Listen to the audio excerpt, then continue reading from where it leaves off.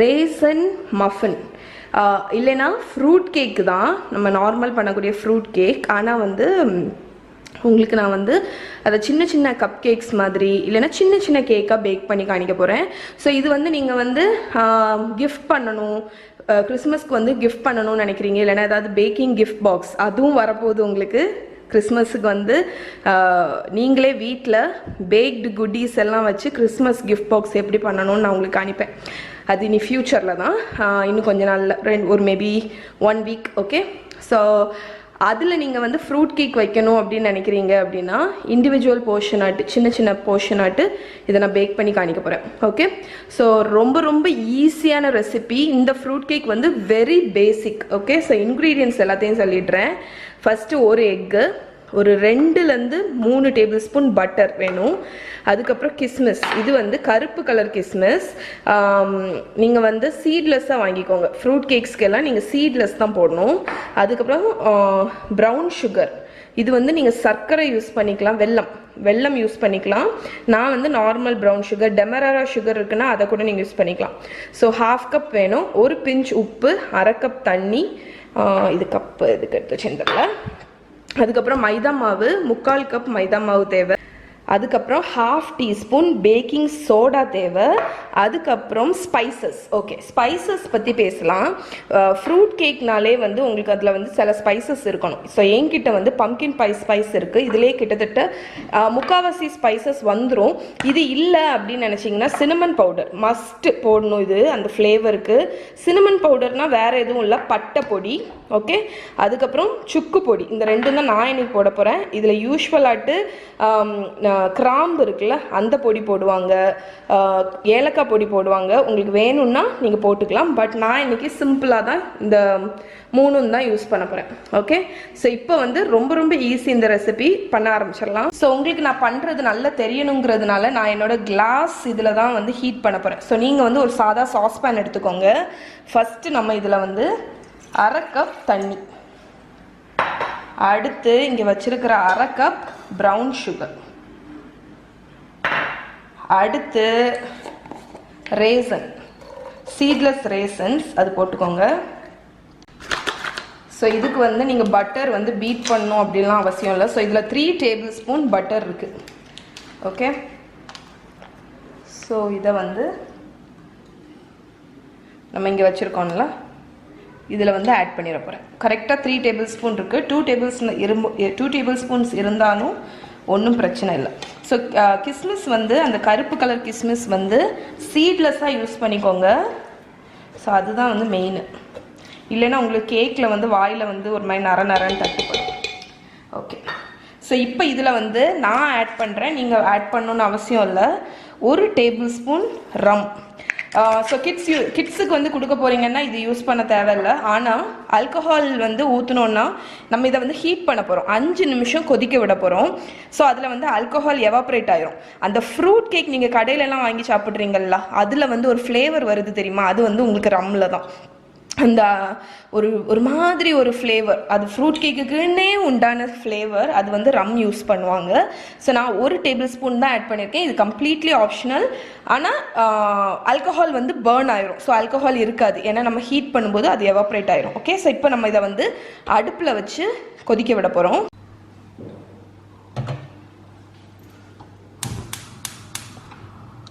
So இந்த pan வந்து actually நிறைய பேர் கேட்பீங்க, இது வந்து போரோசில் பிராண்டு. இது வந்து நீங்கள் அடுப்பில் வச்சு ஹீட் பண்ணலாம், ஆனால் ஆயிலெலாம் விட்டு கிண்டக்கூடாது. இந்த மாதிரி லிக்விட் இன்க்ரீடியன்ஸ் எல்லாம் வச்சு ஹீட் பண்ணலாம்.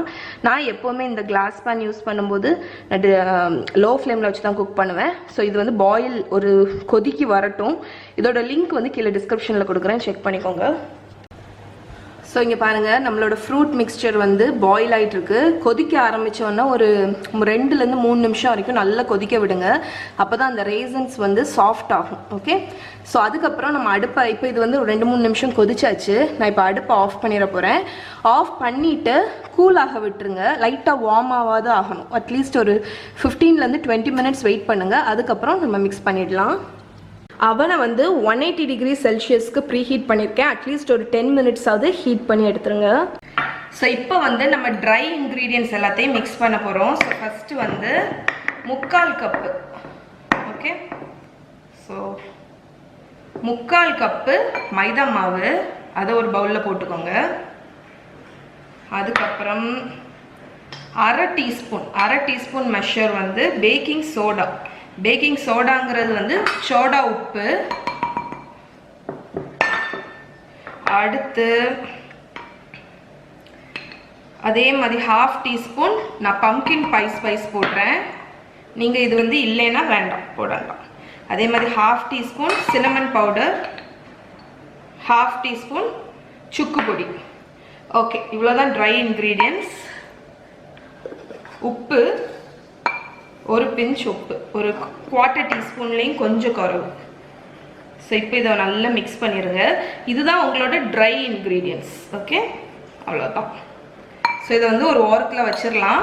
நம்மளோட ஃப்ரூட் மிக்ஸ்சர் வந்து பாயில் ஆனோடனே அதை எடுத்துகிட்டு வந்துடலாம். ஸோ இப்போ நம்மளோட ரேசன் மிக்ஸ்சர் வந்து ஓரளவுக்கு கூல் ஆயிடுச்சு. சூடு ரொம்ப கொதிக்க இருக்காமல். ஸோ இப்போ வந்து ஒரு எக்கு உடச்சி ஊற்றிக்கோங்க. ஸோ எக்கு போட்டுட்டு உடனே நல்லா மிக்ஸ் பண்ணிடுங்க. ஏன்னா வந்து இது ஓரளவுக்கு வார்மாக இருந்தால் கூட அந்த எக்கு வந்து ஒரு மாதிரி குக் ஆகிடக்கூடாது, அதனால. ஸோ இப்போ வந்து நம்ம மிக்ஸ் பண்ணி வச்சுருக்கிற மைதா மாவு மிக்ஸ்சரை ஆட் பண்ணிடுங்க. ஸோ மைதா மாவை ஆட் பண்ணிவிட்டு ரொம்ப மெல்ல தான் மிக்ஸ் பண்ணணும்.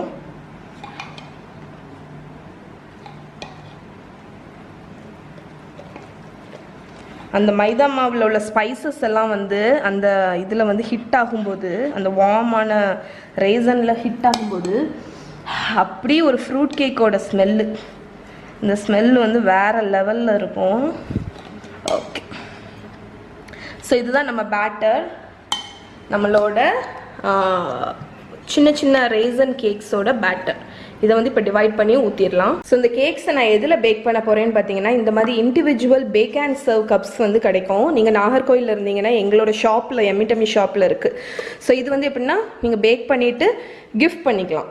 இதிலே வந்து நீங்கள் வந்து கிஃப்ட் பண்ணிக்கலாம். ஜஸ்ட் ஒரு பிளாஸ்டிக் கவர் வச்சு ரேப் பண்ணிவிட்டு.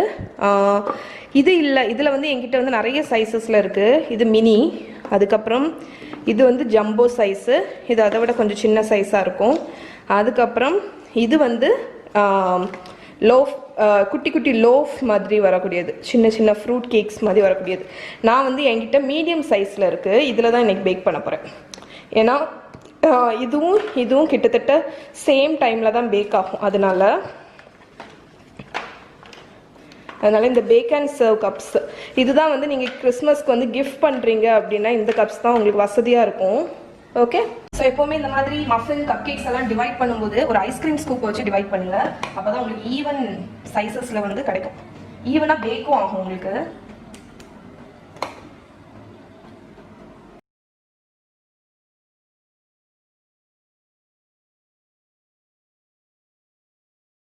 ஸோ இங்கே பாருங்கள், நான் வந்து எல்லாமே ஊற்றிட்டேன். ஸோ எனக்கு டோட்டலாக 4, 5, 6, 7 கிடச்சிருக்கு. பட் நீங்கள் இந்த மாதிரி கப்ஸில் ஊற்றுறீங்கன்னா உங்களுக்கு 10 மஃபின்ஸ் கிடைக்கும், சின்ன சின்ன மஃபின்ஸ்.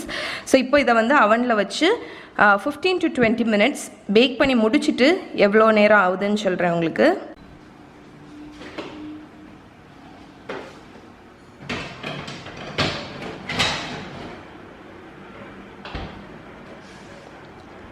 ஸோ நம்ம குட்டி குட்டி மினி கேக்ஸ் எல்லாமே சூப்பராக பேக் ஆகிடுச்சு. பேக் ஆகி 10 மினிட்ஸ் போல் கூல் பண்ண விட்டுருக்கேன். ஸோ லைட்டாக உங்களுக்கு எடுத்து காணிக்கிறேன் எப்படி இருக்குன்னு. ஸோ இது எனக்கு டோட்டலாக எவ்வளோ நேரம் ஆச்சு தெரியுமா? 15 to 17 மினிட்ஸ் ஆச்சு.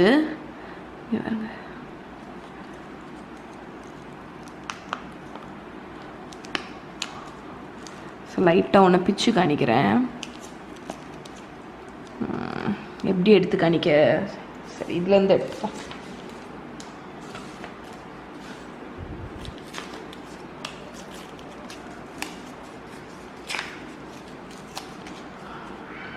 அப்போ தான் உங்களுக்கு உள்ள உள்ள டெக்ஸ்சரை காணிக்க முடியும். அதனால்